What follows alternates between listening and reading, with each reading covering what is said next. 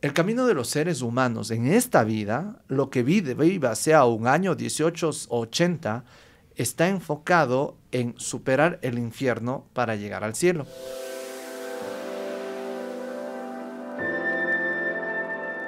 Hola, ¿cómo estás? Yo soy Gabriela Vivanco y esto es Focus, un podcast de La Hora, un espacio para entendernos un poco más.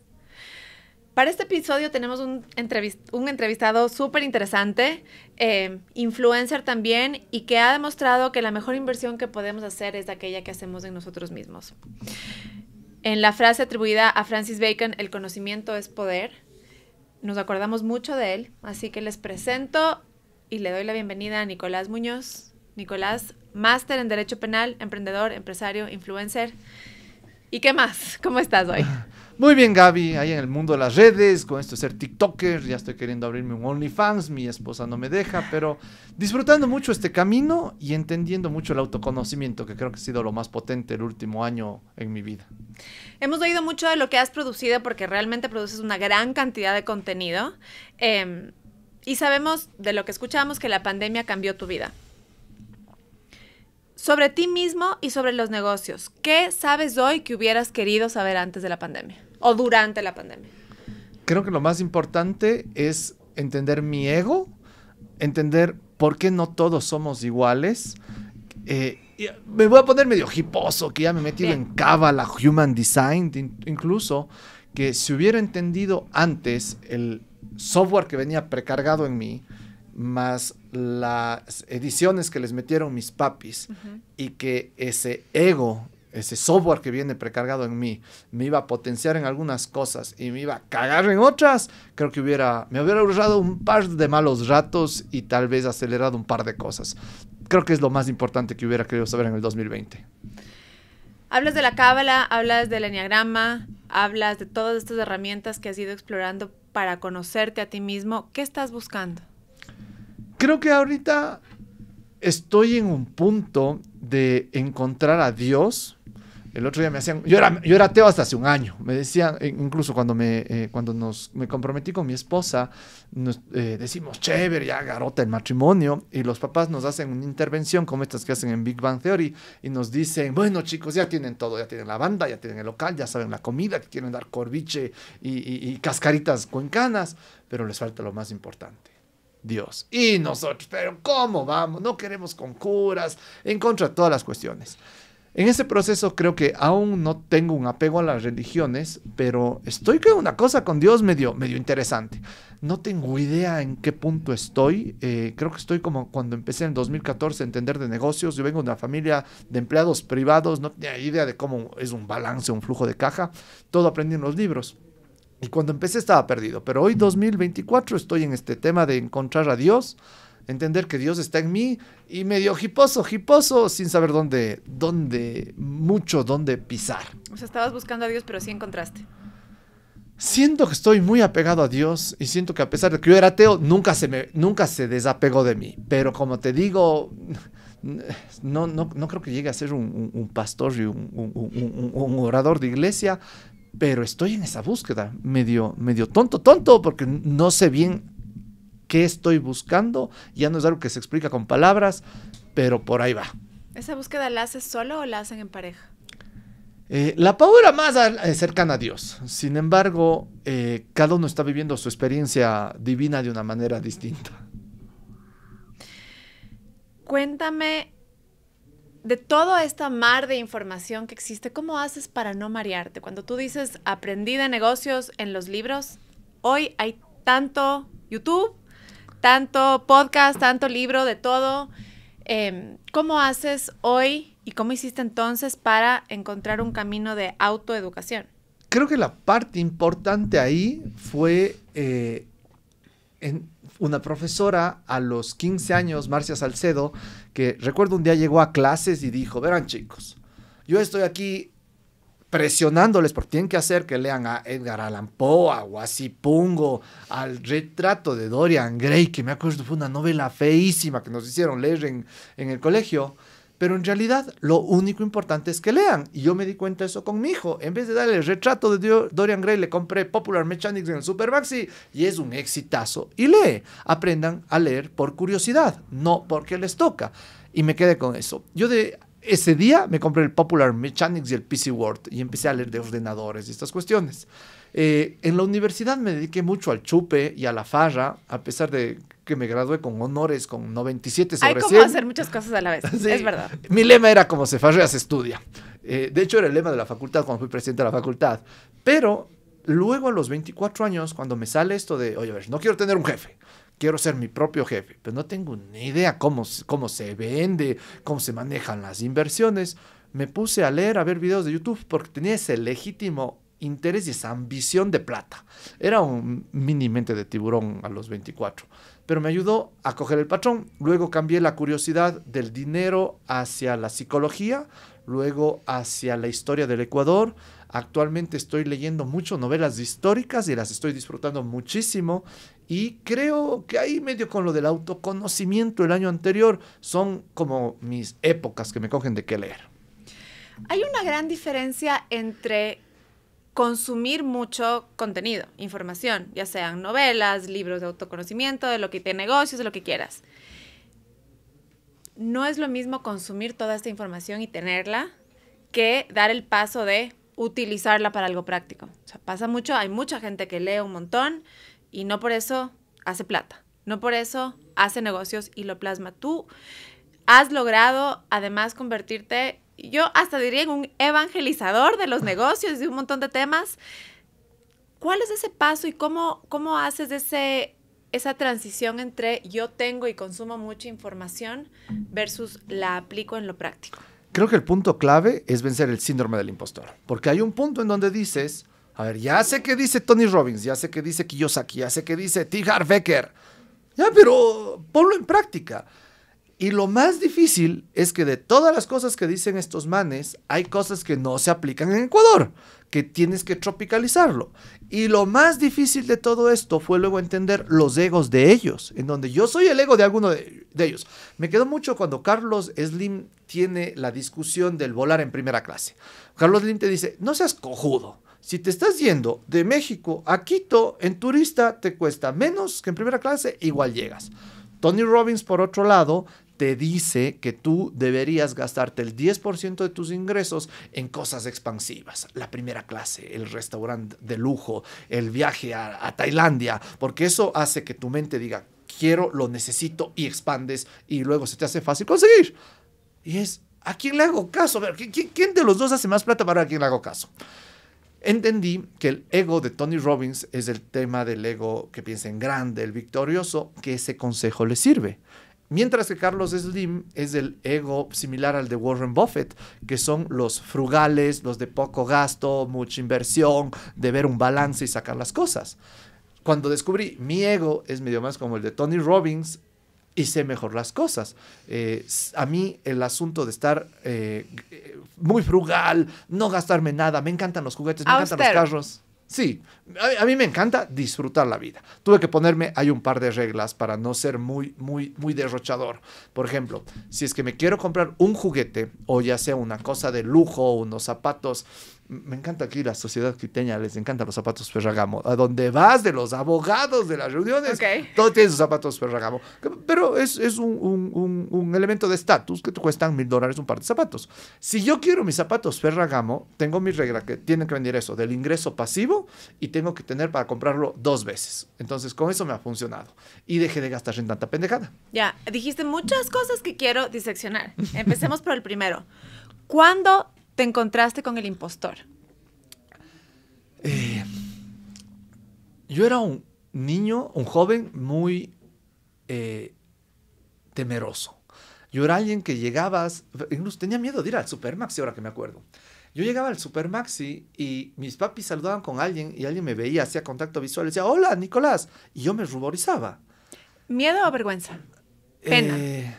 Acholado. Acholado, sí, acholado. Ya, eres acholado. Entonces era incomodísimo, porque aparte cuando eres así, la gente llega y te dice, oye, pero no te pongas rojo, y tratas de correr, y puta, era peor. En medio de eso, A ver, yo hice algo que después luego cuando leí el libro de Poder Sin Límites de Tony Robbins, yo lo que hice fue modelación de conducta. Vi a gente que cómo lo hacía y les empecé a copiar desde cómo se paran hasta de cómo se visten. Y veía qué rasgos tienen las personas que alguien le saluda en el Supermax y le dice, hola, ¿cómo estás? Y te saluda sin ruborizarse. Y viene desde la posición de los hombros, el pecho, la barbilla, el tono de voz, el contacto visual. Y empecé con ese modelamiento de conducta. Fue como que esa primera cosa a los 17, que digo. Luego, creo que el síndrome del impostor ha estado permanentemente. Creo que los retos interesantes de la universidad fueron lánzate presidente del grado, de la facultad, de UDAFE, de la Federación de Estudiantes. Y siempre viene ese, pero hay uno más inteligente que vos. Siempre hay uno más pilas que vos, alguien más guapo que vos, alguien... Y dices, no, chuta, mejor me quedo en mi zona de confort tranquilo. Pero ahí sí tengo un ego vanidoso que luego lo entiendo, en donde estoy siempre para arriba, siguiente nivel. Soy una máquina de trabajo. Entonces, creo que ese equilibrio entre esa vocecita que me dice, oye, siempre hay uno más guapo que va a ganar la elección. Y el, dale, tú puedes, dale, mijín. Fue lo que en algunos momentos de mi vida, como en la adolescencia, me hacía más ruido la voz del no puedes, luego me hacía más ruido la voz del dale, sí puedes. Y creo que fue ese modelamiento de conducta que viene incluso desde cómo te paras. Tú hablas con un montón de gente y además eres muy vocal sobre este tipo de cosas que ya son menos materiales, ¿no es cierto? Un poco más del ego y del yo interior. Y de la situación psicológica de las personas. Y siempre se dice que el tema con el síndrome del impostor lo sufrimos más las mujeres.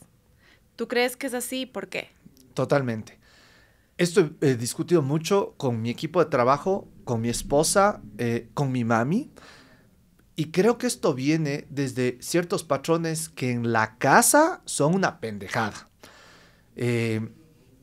Sales a la calle, le mandas a comprar a tu hijo en la calle y anda nomás. Va tu hija, yo te acompaño. Ya dices, caballeroso. Pero ya tienes un patrón. Recuerdo esto que una amiga me dijo alguna vez. Llegó un chico mayor a ella a impresionarle. Carro lindo, cena lujosa, y le regaló una cartera cariñosa para unos guambras de 20 años. Llega a la casa y el papá le había dicho, carajo, nada, no estarás sucumbiendo ante esos encantos. Si tú quieres algún día comprarte eso, la respuesta correcta era decirle, tú mismo lo vas a poder hacer. La respuesta del papá fue, yo te he de dar. Cuando voy viendo todos los patrones de cómo les criamos a las mujeres en el Ecuador, en el mundo. Pero en la región en realidad es bastante marcado. Sí. La región latina, sí. El síndrome del impostor es súper heavy. Y es por esto, desde hay que cuidarles, son más débiles, no pueden, la generación de plata. Voy a meter ya unas temas muy hippies. Me acuerdo esto, hablé con una psicóloga y me dijo, además, el síndrome del impostor tiene un problema de origen en las mujeres, de origen en el Edipo. El Edipo es esto que tú de chiquito te enamoras de tu mamá, el niño, y la niña se enamora de su papá.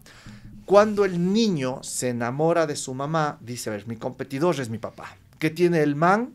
Básicamente es órganos genitales más grandes. Y ahí está la tara que tenemos los hombres de quién la tiene más grande.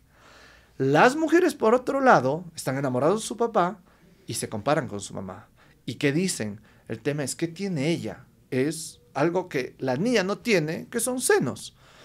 Ahí empieza el no tienes. Y cuando tienes hermanos, empieza con el asunto, no es que tú tienes este órgano genital y tú el otro, sino es, él tiene y tú no tienes. Ese tú no tienes y tú no tienes empieza psicológicamente a afectar. Y hay un caso que a mí me pareció maravilloso. Alguna vez escuché a Catherine Costa, que es la presidenta de la Cámara de Industrias de Guayaquil, y una mujer empresarial muy importante. Y recuerdo ella dijo, alguien le preguntó, ¿cómo es que usted llega tan alto en los negocios? Y el papá le había dicho, desde chiquita, verás, Catherine, vos no eres ni más ni menos que tus hermanos, vos puedes hacer lo mismo que todos los hombres. Y la man se lo creyó. Entonces creo que hay un tema de creencias que estamos metiéndoles a las niñas de chiquitas que les estamos haciendo daño. Válido, súper válido. Luego el tema del ego. Ahorita hablas de cómo el ego te empujó a que se te vaya un poco la timidez, a que ya no seas tan acholado, porque querías ser más y un poco es lo que entiendo. te ayudó a vencer este tema del síndrome del impostor. Pero por el otro lado es un arma de doble filo. ¿En qué momento encontraste, identificaste tu ego y cómo lo has ido trabajando? Porque además todo el tema en política siempre, ahora que estamos hablando de cosas bien hiposas, es el ego del político, el ego del jefe, y hay que eliminar el ego, y hay que matar el ego, pero no tanto. Sí, sí.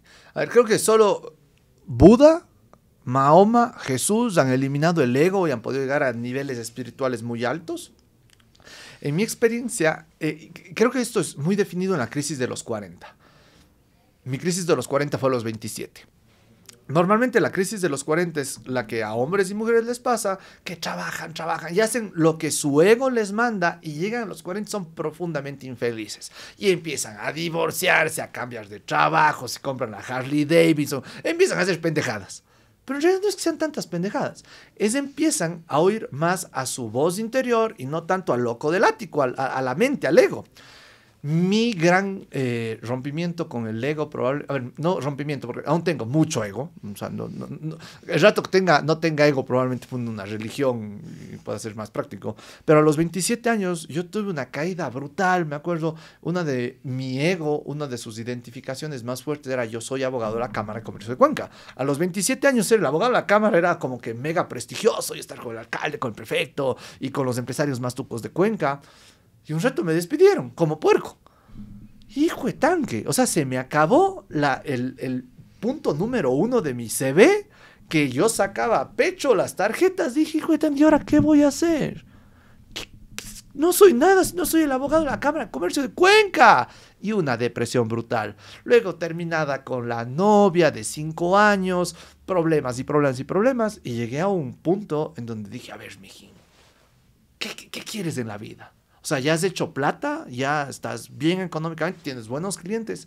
¿Y eso a quién has ayudado? Y recuerdo que fue un sueño que tuve, como que me desdoblé. Y en ese sueño fue, no has hecho nada. Regresa y haz algo bueno por tu país.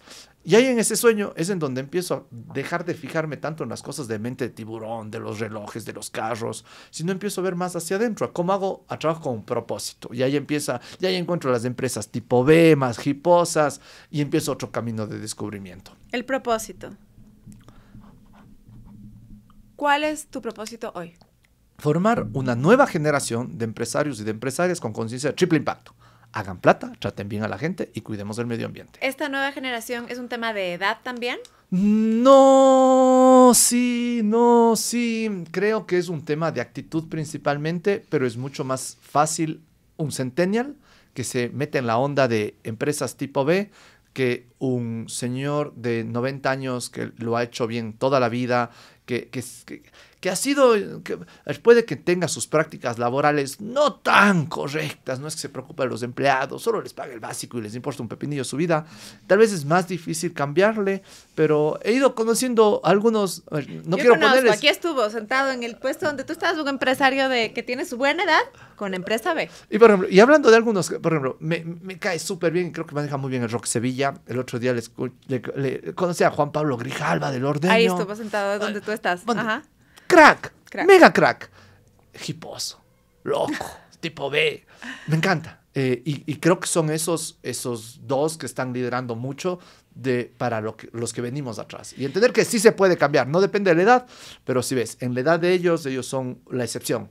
En la edad nuestra ya hay mucha más gente interesada de cómo hago negocios con propósito. Muchas cosas. Mencionaste 2 empresarios, pero a la vez todavía nos cuesta unir fuerzas. Quizá incluso unir propósitos. ¿Qué falta? A ver, creo que el problema más denso del Ecuador es la desnutrición infantil crónica, que hace que estemos 2 clases sociales y que tengas a un grupo que le estamos condenando a casi ir a la cárcel por las circunstancias materiales en las que han vivido, y tienes otro grupo que no sufrimos desnutrición infantil crónica. En el grupo que no sufrimos desnutrición infantil crónica, creo que el problema más grande que tenemos en el Ecuador es el regionalismo. Somos de los pocos países en el mundo que te toca empezar todos los noticieros con alguien en Quito y alguien en Guayaquil, por regionalismo. Y eso que no hay nadie de Cuenca. Y además, y es porque es chiquito. O sea, Cuenca ni le paran mucha No, bola. no, es como otro país. Es otro país, pero además es chiquito, no hay tanta cosa. Y Cuenca está en su trip, nadie se molesta. Ahora, el tema con el regionalismo es curioso. Me puse a leer un libro que se llama La historia de España de Arturo Pérez Reverte. Y él te narra cómo el regionalismo de los españoles empezó 800 años antes de Cristo con los iberos y los celtas. La conclusión de vivir en el Ecuador y ver todos los días las noticias que necesitas Quito y Guayaquil y de España es que los ecuatorianos no somos regionalistas. Le compramos el regionalismo a España. Cuando ves, estuve en 2022, creo que a finales de año en España y estuve en Bilbao. Los vascos son medio más como los serranos, medio más tranquilos, bajo perfil, chill. Y tienes por el otro lado los andaluces, que son más como los costeños, más inflados, todos con gel en la cuestión, salsas, pilas, vivos. Los andaluces no se casan con los vascos. Y hay una película que se llama Los 7 apellidos vascos. Y dije, hijo de tanque, aquí está nuestro lío. Los andaluces, los de Sevilla, llegaron a Guayaquil. Los de Bilbao llegaron a Quito. Y técnicamente estamos reproduciendo el regionalismo de un país que es España, pero no es que los ecuatorianos per se seamos regionalistas. Y ya cuando me metí muy en el fondo del asunto, es mucho un tema de costumbres, más que de broncas que tengamos en realidad. Sí, pero incluso dentro de la sierra los empresarios tampoco es que se hablan mucho y se colaboran de manera pública, ¿no? A ver, creo que eso está en el modo de hacer negocios del empresario suma cero, que creen que van a vender uno más quitándole al otro. Total. Y creo que en la época de la guerra del Cenepa, que los más les tocó hacer negocios, que debe haber sido un despelote, o sea, realmente era así. O sea, tienes que vender uno más quitándole uno al de lado, o no vendías. Pero hay una economía de servicios, con economía naranja, globalizada, con las aduanas funcionando en todo el mundo. Si sigues pensando como empresario suma cero, estás fregado. Por ejemplo, a mí me encanta el sector del aguardiente. Me encanta. Y siempre estoy pensando cómo le compito con Shumira al tequila. Dentro de esa perspectiva, te pones a estudiar el tequila. Hasta 1920, creo, el tequila era igual que el aguardiente pecho amarillo aquí en el Ecuador, la bebida de los albañiles. Lo barato que tomas para emborracharte quien tiene recursos económicos escasos. En ese entonces empiezan empresas de Estados Unidos a comprar las grandes tequileras y meten un marketing brutal con storytelling y productos high ticket. Y eso es lo que hace que hoy en todo el mundo digan, ronda de tequilas y todos, dices, ronda de aguardiente, pecho amarillo y todos, no habrá otra, no tendrán un Jagger. Y dices, oye, pero ¿qué pasa? Y yo traté de hacer esa unión entre los empresarios de aguardiente, pero ellos aún siguen compitiendo por este mercado. Los mexicanos entendieron que no es vender una botella más o menos en México. Es como le vendo a Rusia y le compito allá. Creo que por ejemplo, poniendo solo el ejemplo del sector del aguardiente, entre todas las marcas de Cristal, Shumir, Pecho Norteño, Canta Claro, Caña Manavita, nos falta esa visión de que ahorita probablemente están compitiendo en este mercado, pero si nos unimos es pon aguardiente ecuatoriano en Nueva York y en Moscú. Pero creo que es un tema de las circunstancias materiales que les pasó a cada también generación. Es la mentalidad, lo que hablabas tú hace un ratito cuando hablábamos de Carlos Slim, de pensar en grande. O sea, bueno, este hombre es grande y ya no tiene que pensar en grande, pero tú decías, ¿no? El tema del ego que me empujó a pensar en grande. ¿Eso se nace o se hace? Hicimos el Human Design en todo. A ver, en mi oficina nos hicimos primero el enneagrama. Todos sabemos qué número de enneagrama somos y nuestros diablos y nuestros ángeles. Y a la semana siguiente nos hicimos el Human Design. Okay. El 80% de gente somos 12 personas en el equipo. El 80% de gente que se hizo el Human Design llegó a la conclusión en la oficina de que por su hora de nacimiento se había configurado su ego. Yo estaba entre uno de ellos. El 20% dijo, oye, según lo que me dice esto, no hay correlación. Pero sí me preguntan, en mi Human Design está puesto mis lecciones de vida, los tropiezos que puedo tener solo por la hora que nací. Y luego cuando hice el enneagrama, se identificó. Entonces, creo que es software de vidas pasadas, de lo te toca lo que... A ver, ya yendo más hippie aún, porque el Human Design te habla de vidas pasadas y que estás en la ni cuántos vida y que en la anterior... Por ejemplo, a mí me dijo, en tu anterior vida ya aprendiste a hacer plata. En esta vida tienes que aprender a dejar de ser lamparoso. Y es parte de lo que en mi ego vanidoso, de mente tiburón, de los relojes y los carros, tuve que aprender. Y es el tropiezo de los 27 años. Entonces, desde ahí he empezado medio no tan lamparoso. No te podría decir que soy un ejemplo de desvanidad, pero aprendiendo las lecciones que he tenido que aprender. Y el enneagrama y el Human Design, luego de que empecé ese proceso, fue como me lo confirmaron. Hablas de la crisis de los 40, pero todavía no cumples 40, ¿o sí? Por suerte me cogió la crisis de los 40 a los 27. Tengo 34. Ya. Pero todavía no llegas. No. Así que aguanta. No sé si hay otra. ¿Cómo te preparas para la siguiente? ¿O en realidad crees que fue la primera y la última? No. Por ejemplo, último trimestre 2024 fue brutal. Yo soy un empresario de servicios digitales. Yo vendo por internet. Yo vendo por WhatsApp.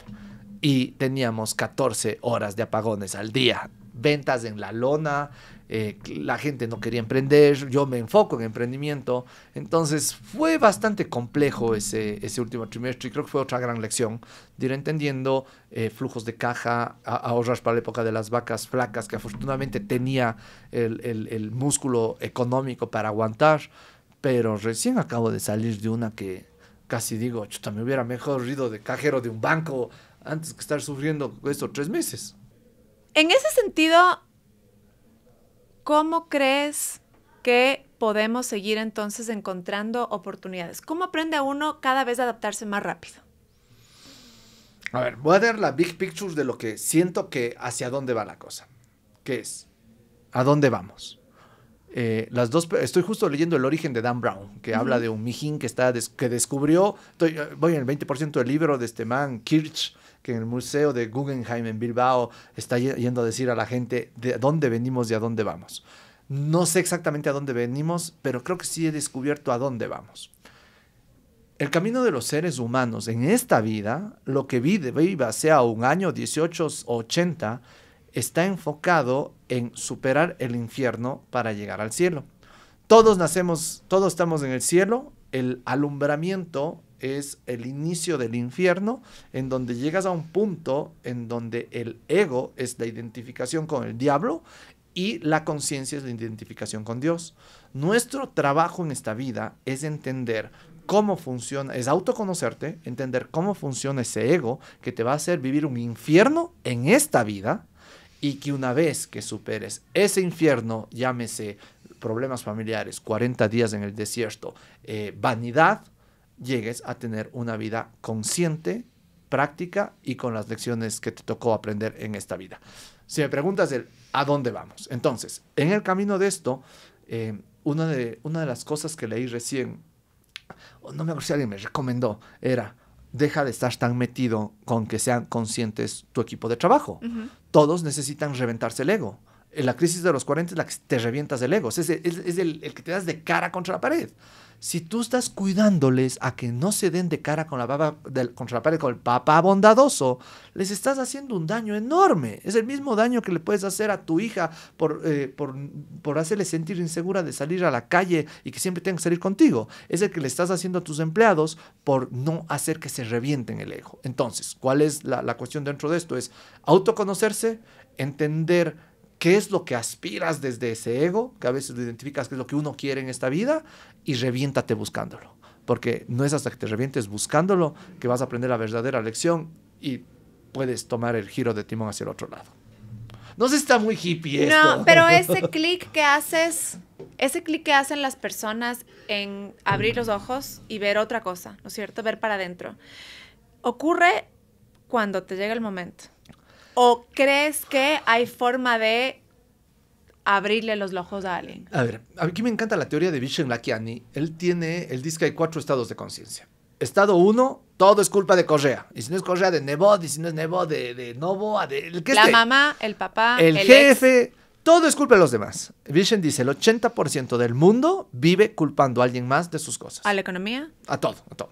Uno es perfecto, todo es culpa de los demás. Nivel 1. ¿Uno es perfecto o uno es víctima? Sí, uno es víctima, sí. Uno es perfecto, hace todo bien, pero los otros no me dejan triunfar. Nivel 2 es cuando tienes ese despertar y dices, a ver, creo que no es culpa de mi jefe que, chuta, no me hayan dado ese ascenso. Tal vez yo sí pude hacer algo más. Y ahí en ese nivel 2 empiezas con la otra parte del asunto, que es el hacerte responsable. Dejo de culparle a mi jefe, a mi mami y a Correa, y digo, a ver, carajo, quiero hacer esto, hago un plan, ¿cómo lo logro? Normalmente son temas materiales. Y digo, quiero el carro, quiero la casa, quiero la esposa, quiero la plata, quiero el ascenso. Materiales. El iPhone, el iPad.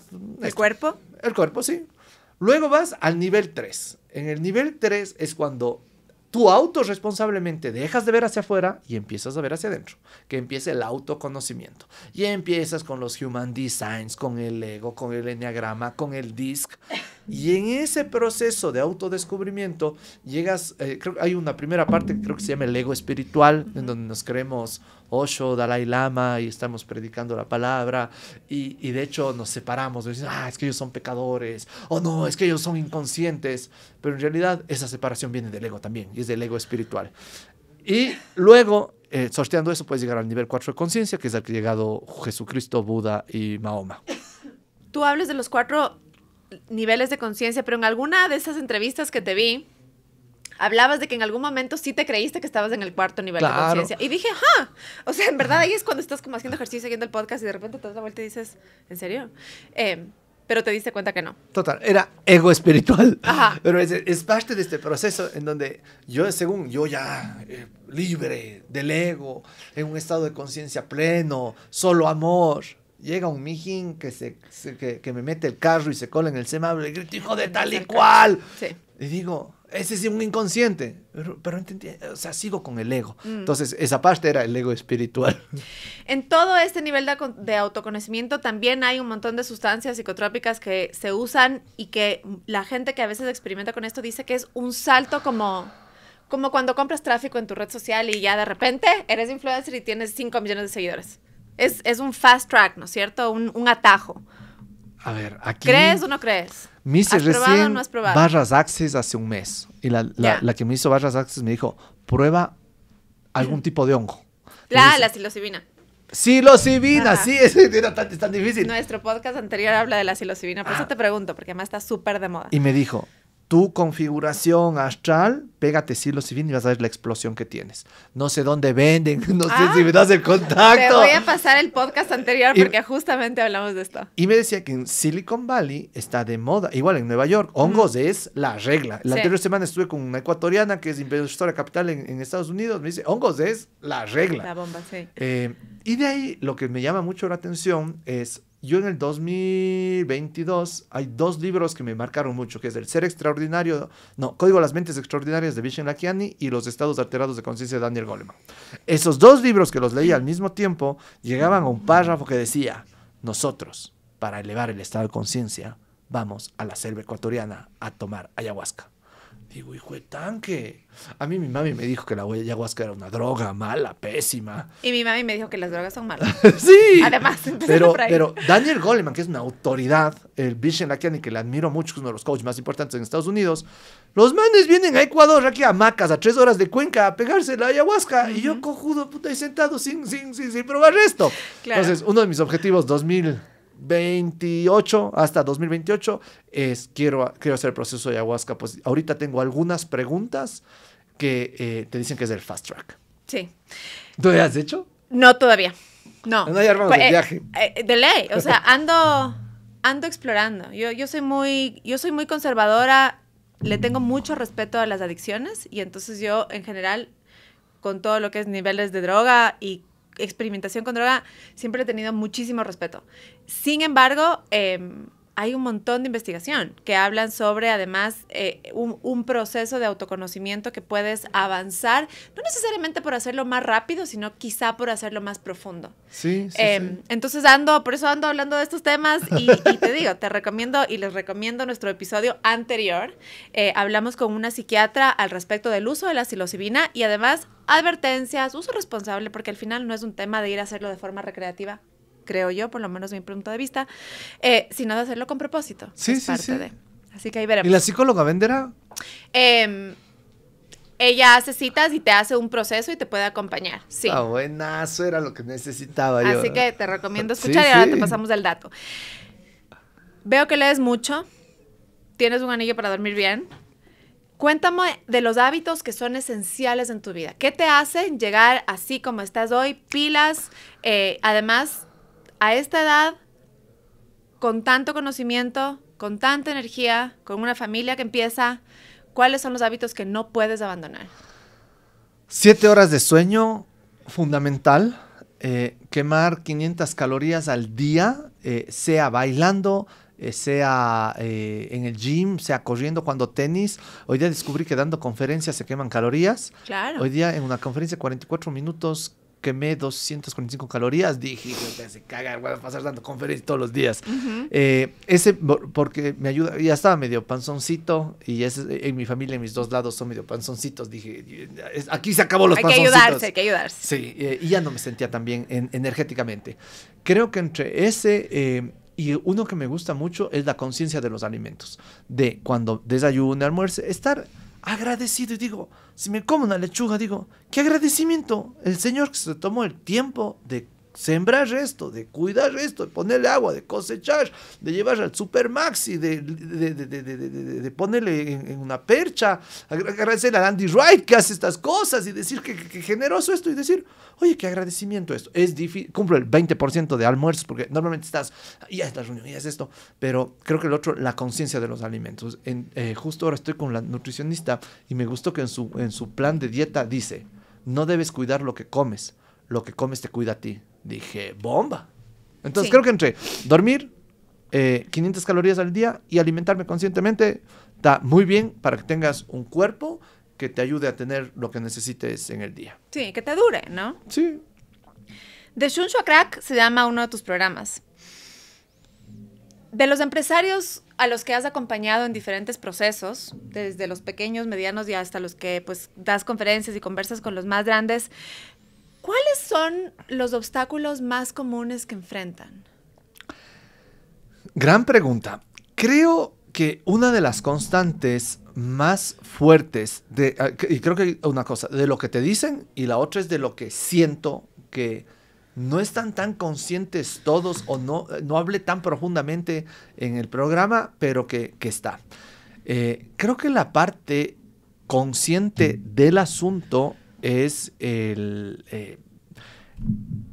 ¿por qué estás haciendo ese negocio? Que hagas ese clic y que fracasaste y que entiendas que ese fracaso fue un proceso a tu éxito. Ese reto del chuta, la hice mal, metí la pata, fracasé, veo que es como que una de las constantes más fuertes. No tengo uno solo que haya dicho, oye, yo hice a la primera y no me he ido nunca mal. O sea, creo que esa parte pública, la primera es ese fracaso. Y creo que hay la otra interna, que es el entenderse sus egos. A pesar de, no sé si estoy muy psicoseado con esto, y que, o sea, a la larga direcciono todo hacia allá, pero me ha encantado ir, que estoy conversando con alguien y voy entendiendo su historia y en la parte personal de cuándo fue ese cambio, de que dice, este año estuve mal, pero este año me disparé y todo cambió. Normalmente viene con muchos procesos de autoconocimiento, procesos de o divorcios o pérdidas o muertes de familiares cercanos y que esas cosas son parte de su lección que les ha potenciado, pero que no son tan cómodas de hablar públicamente. ¿Y es bueno o es malo que se hable de eso públicamente? A ver, ¿te afecta a tu imagen como gran empresario solvente? creo que depende de la madurez del empresario. Hay una tendencia con estos fuck up nights de ven y habla de tus fracasos. Sin embargo, hay que entender el ego que normalmente es el empresario del vanidoso, mete la pata y alza la alfombra y mete el fracaso ahí abajo, que nadie se entere. Creo que ese es uno de los problemas. En lo personal, a mí me tocó aprender la lección de que el fracaso es un impuesto al éxito y que yo tengo que ser mucho más amable con mis fracasos. No seas tan lamparoso, Nicolás. Si metiste la pata, dilo, cuéntalo, compártelo. Ahora mi podcast de Shusha Crack empieza nuevamente en febrero, nos dimos 3 meses de pausa. El segundo capítulo que vamos a hacer es en torno a justamente el último trimestre del año.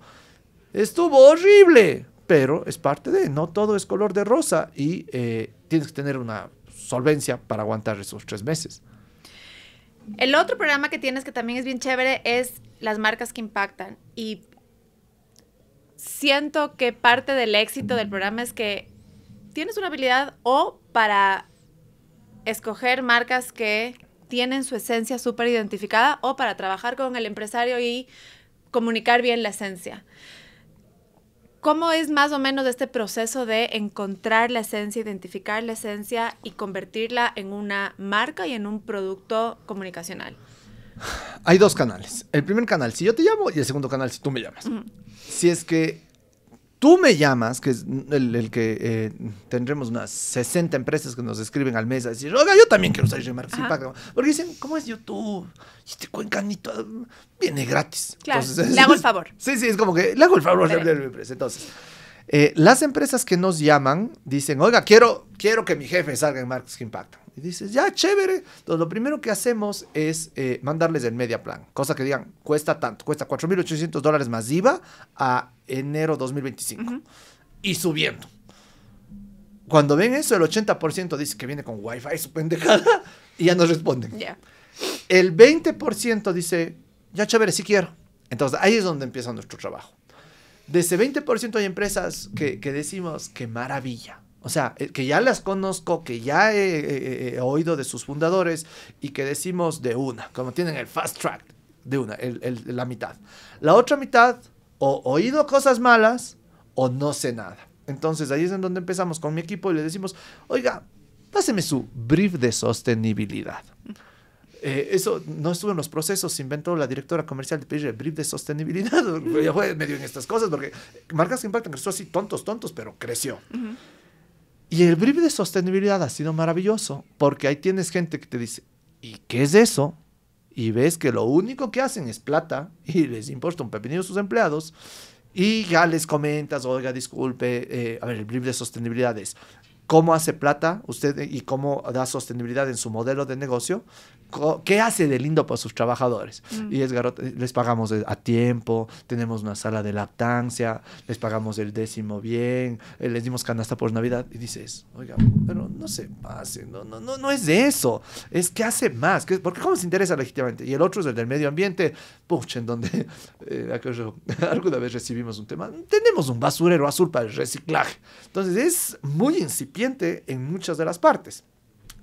En ese proceso hemos aprendido de no batraciarles, porque entender, cada empresario está en su proceso.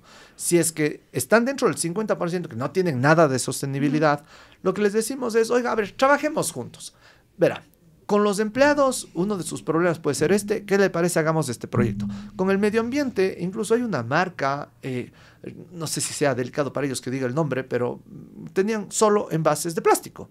Y le dije, oiga, usted tiene ni sé cuántos locales, si tiene solo envase de plástico, ¿se da cuenta cuánto contamina? La basura, claro. Pero ahí tiene un gran punto. Me llamó al año siguiente. Oye, cojudo, ¿te acuerdas que me batraciaste de tu programa? Ni sabes quién tiene envases biodegradables en sus ni sé cuántos cientos de locales. Dije, garota. Y me dice, además, estamos contratando a cierto tipo de empleados en nuestra fábrica. Dije, bien. Entonces, antes de que el ego nos diga, es que yo sí soy bueno, yo soy la autoridad que te dice quién sale y quién no sale en marcas que impactan, hemos hecho desde la perspectiva y la magia de marcas que impactan es, siempre tengo una tercera silla que le veo a mi avatar del emprendedor millennial que quiere sacar adelante este Ecuador, que dice, se puede ver el programa y dice, esto está interesante y me sirve, o dice, esto es bullshit, esto es publicidad, este man está saliendo. Claro, ¿cuánto le pagaron? Y esto, claro, no tiene valor para mí. Entonces, esto me quedó mucho del libro de don Alfonso Espinosa en Los Monteros de Memorias 1 y 2, que dice, este negocio de salir en pantallas no es un negocio ni de fama ni de dinero, es un negocio de credibilidad. Y eso se construye tan suave, pero en un mal paso marchaste. Este modelo de sostenibilidad que tú promueves y tratas de encontrar y además de sembrar en otros empresarios, tiene que ver también con todo lo que es políticas de diversidad, equidad e inclusión, que es lo que ahorita, por ejemplo, Donald Trump acaba de decir, esto ya no. ¿Cuál es tu perspectiva? A ver, yo creo que hay más... A ver, ya normalmente a esta altura del podcast ya están solo los fans. O sea, ya el que se aguantó toda la discusión del ego y del human design, ahorita están solo los fans y gente con alto nivel de conciencia, y creo que puede ser muy, muy honesto en esto. Yo me crié en el colegio más machista de Cuenca. Yo tenía 40 compañeros hombres en donde ser gay era el insulto más insultante que podías tener en esa cuestión. Te decían no llores como niña, mariquita. Bueno, o sea, el típico colegio de machismo tóxico. Nos dieron muchos valores, claro, muchos valores. Hay partes buenas, el discernimiento de los ejercicios espirituales de San Ignacio de Loyola, buenas bases en matemáticas, el inglés estaba medio malo, pero las profesoras eran lo máximo. O sea, tampoco quiero dejar a mi colegio en la lona, pero entre tanto hombre solo hablas pendejadas. Luego llego a la vida universitaria y Dios me juntó con que éramos unos imbéciles. O sea, sí, o sea... Yo gané mi presidencia a la Universidad de la SUAY con el discurso de... Llegaba a un curso y les decía, amigos, disculpen que les robemos tiempo, mi discurso va a ser como la minifalda. Yo voy a decir, esta gente no empieza a saber. Es que este pendejo. Y les decía, va a ser lo suficientemente corto como para llamar la atención, pero no tanto como para no cubrir lo principal. Y todos, ¡ja! Presidente, arrasando. Algo que sí digo hoy en 2024, funado, quemado y marchado. Entonces, yo vengo de costumbres muy machistas, o sea, todo lo malo de género, estuve en eso. Uh-huh. Y por mis circunstancias pasé por ahí.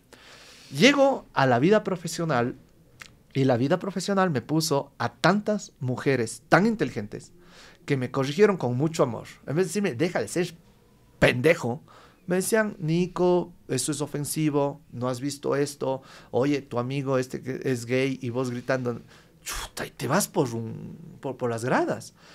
Y tuve tal vez unos 10 años de terapia de varias mujeres extremadamente valiosas que me han ayudado tanto en este camino que llegué a comprender el problema de fondo del techo de cristal, el síndrome del impostor y las oportunidades.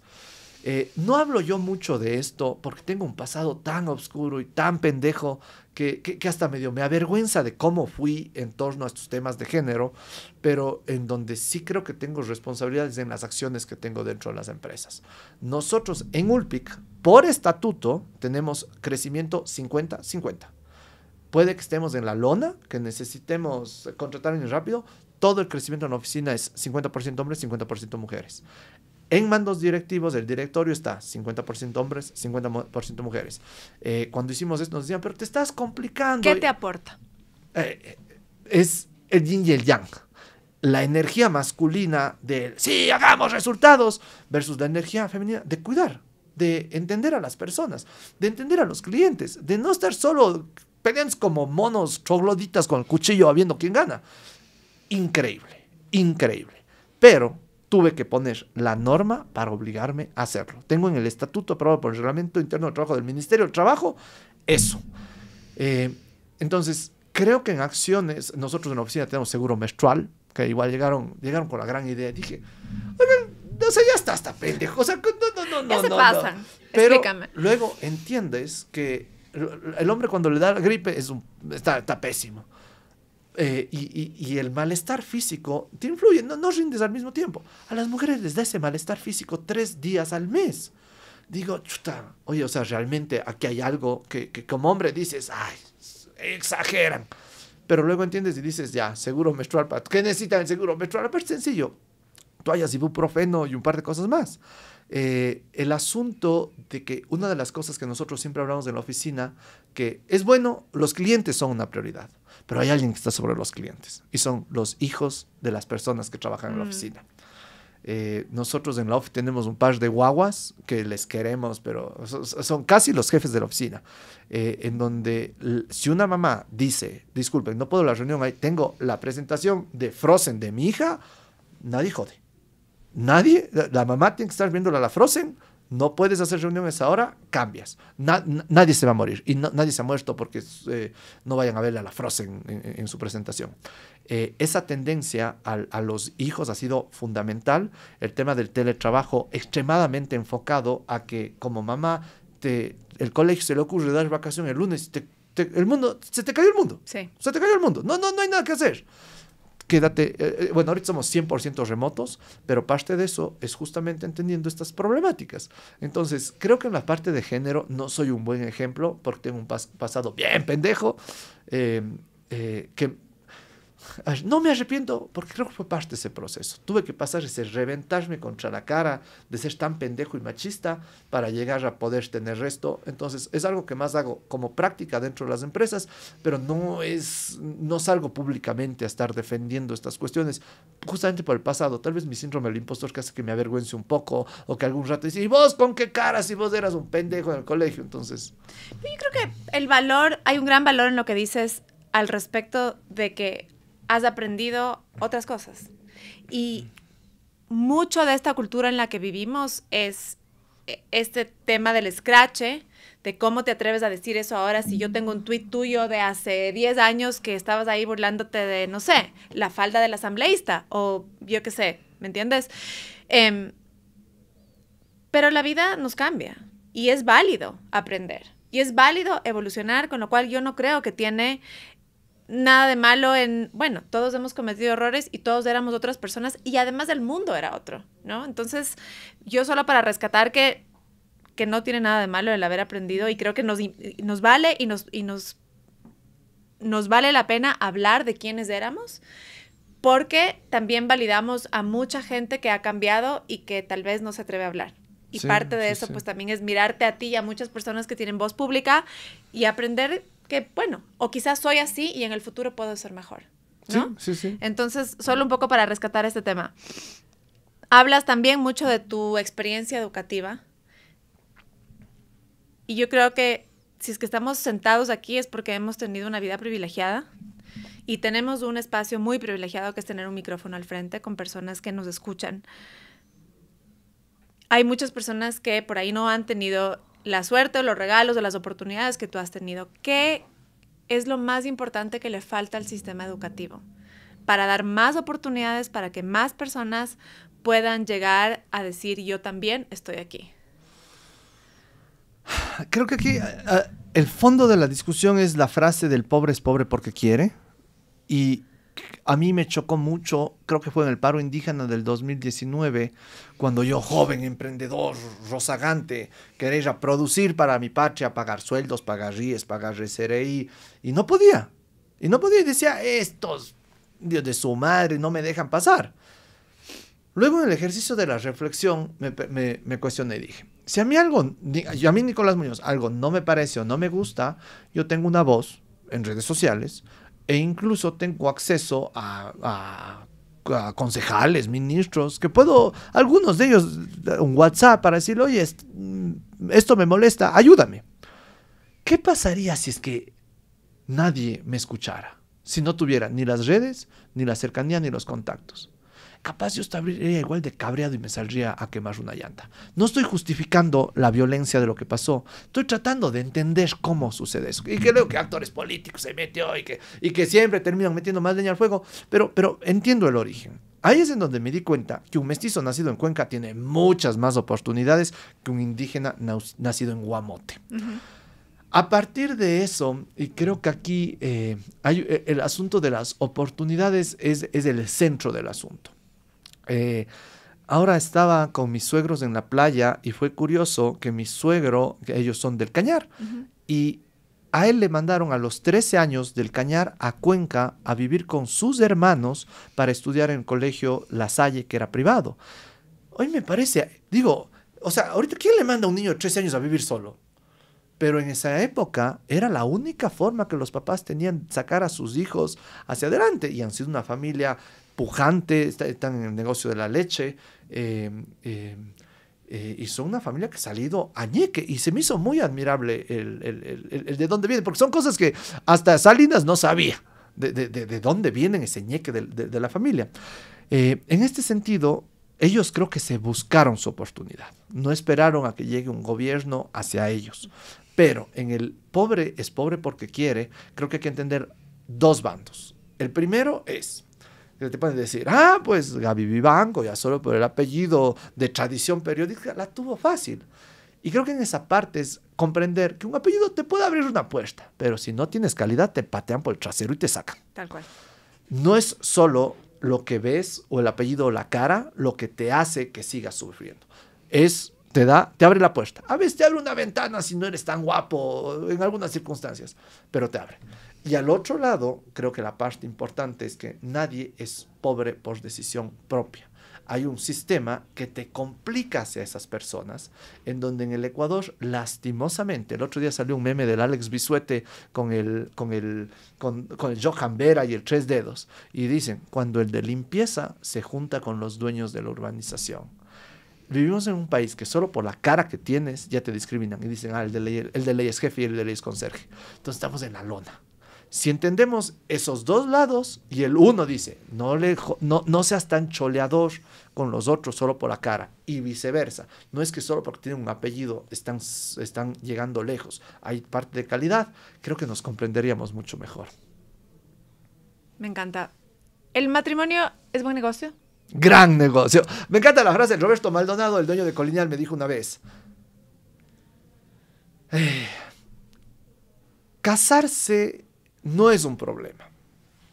Casarse con un suegro chiro, eso sí es un problema. Digo, oiga, no se pase. Y de acuerdo, me quedó tanto eso de Roberto. Pero me encanta preguntar en las marcas que impactan a quienes trabajan con su esposa, oye, ¿qué tal? Ajá. Y todos concluyen, el matrimonio, tu pareja, o te dispara o te sepulta.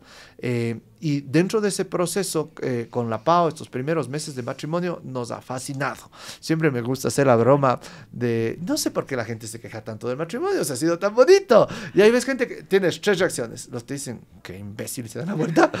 Los que te dicen, espera un año y vas a ver. Y los otros dicen, sí, es lo máximo, es que una pijamada con tu mejor amigo todos los días. Pero creo que parte del éxito que tenemos con la Pau en nuestro matrimonio es el autoconocimiento. Yo ya sé cuando está cabezona, ella ya sabe cuando estoy cabezón. Sabemos que una discusión no es llegar a decirte, es que vos hiciste esto, sino es decir, yo me sentí así ante esta cuestión y cuando discutes con el yo me sentí así, ya no puedes invalidarle. O sea, solo tienes que decir, me disculpas y funciona mejor.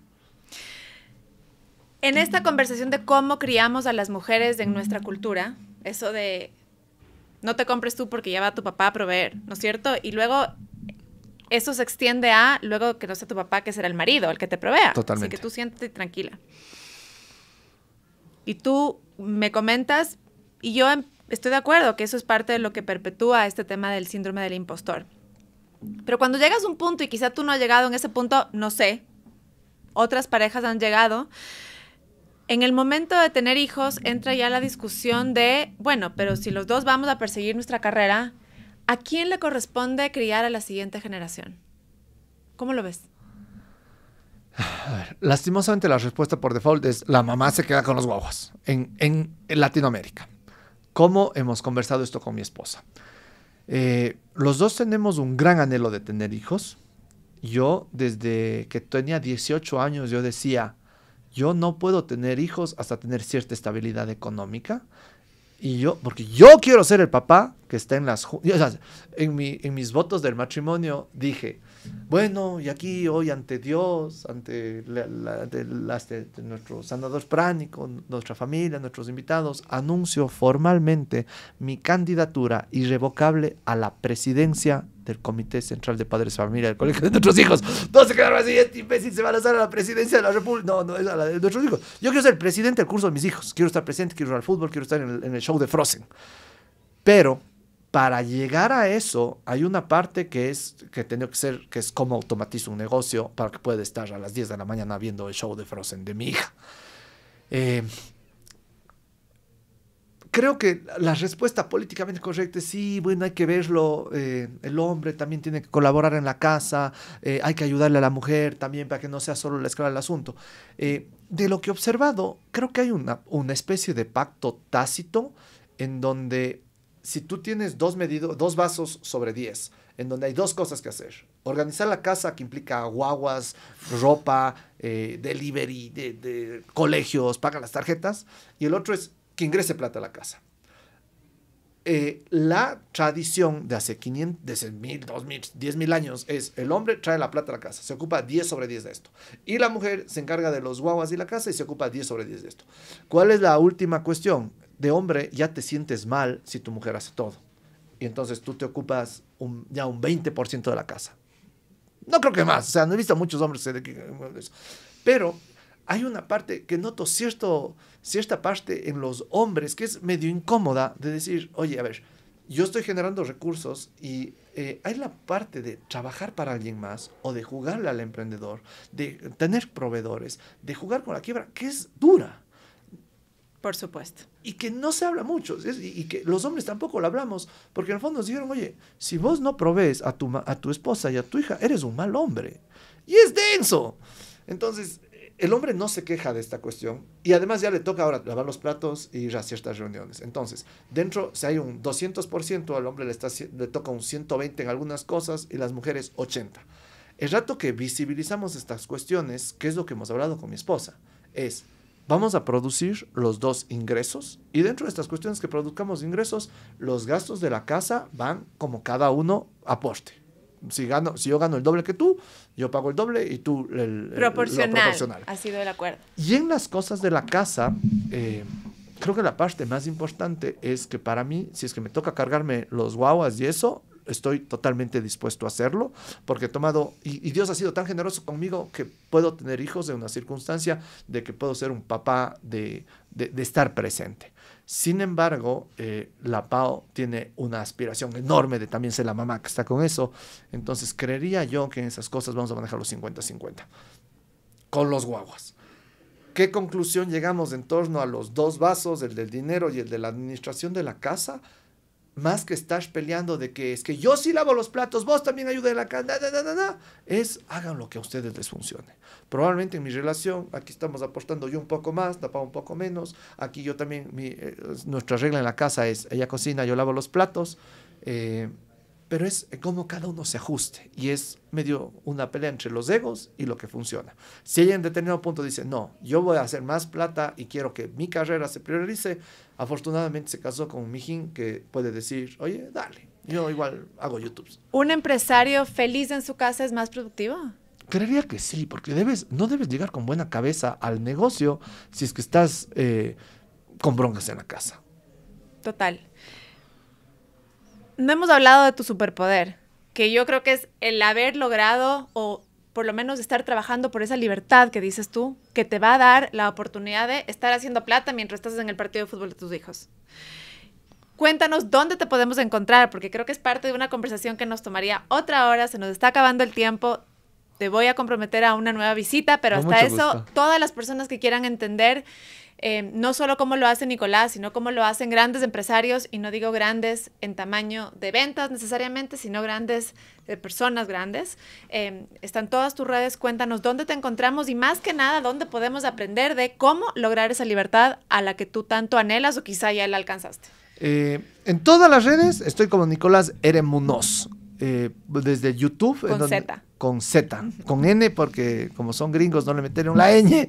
Pero en YouTube pueden encontrar videos de las personas más admirables de este país, gente de buen corazón, linda, en donde ves que hay mucha esperanza en este Ecuador, porque hay muchas buenas personas.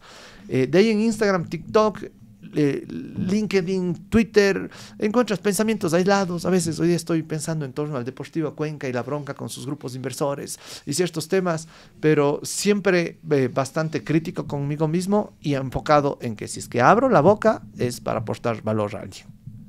Muchísimas gracias. Te voy a hacer unas preguntas cortitas para terminar, con respuestas súper cortas. Cuéntame 3 libros que tú dirías son, si vas a leer algo, léete estos 3. Dependería qué problema tienes o qué curiosidad tienes, porque si algo he aprendido, nunca recomiendo un libro a alguien sin preguntarle qué problema tiene sobre qué quiere aprender. Entonces, creo que para la libertad financiera.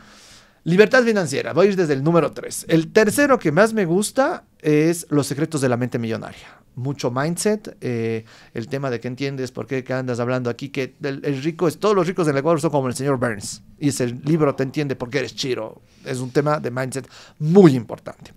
El segundo libro que podría recomendar es El hombre más rico de Babilonia. Espectacular, porque te explica con peras y manzanas por qué eres chiro y por qué los otros hacen plata. Y básicamente es rechaza el incentivo. No estés chupando la plata como entres. Ahorra y multiplica. Me encantó ese.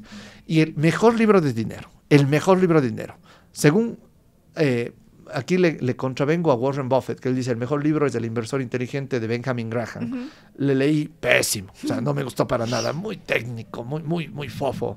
Para mí, el mejor libro de dinero, en que te ahorras todos los libros, asesorías, coachings. Yo doy cursos de finanzas personales, siempre digo a la gente, no tomes mi curso, cómprate el libro, te va a costar solo $20, es lo mejor de lo mejor.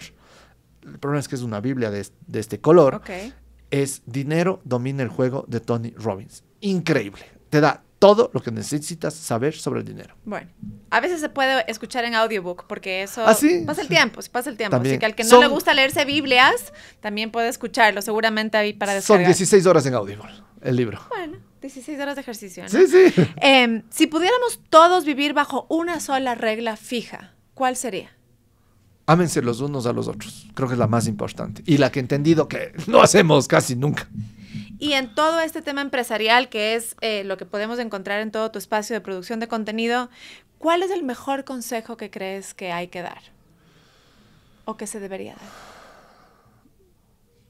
Creo que en la parte de los negocios, la cuestión más importante es para qué estás haciendo tu negocio. Que tu negocio tenga un para qué claro y que te comprometas en que ese para qué lo cumplas. Caso contrario, solo estás haciendo plata. Nicolás, muchísimas gracias. Te agradezco el tiempo. Gracias Un gusto, por estar Gaby. aquí. A ti, muchas gracias por la invitación. He disfrutado mucho la conversa.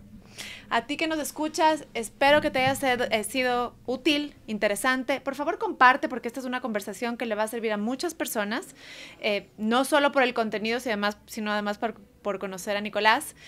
Esto fue Focus. Síguenos en Spotify, síguenos en YouTube, ponnos like y nos vemos en el próximo episodio en 15 días. Hasta la próxima. Chao.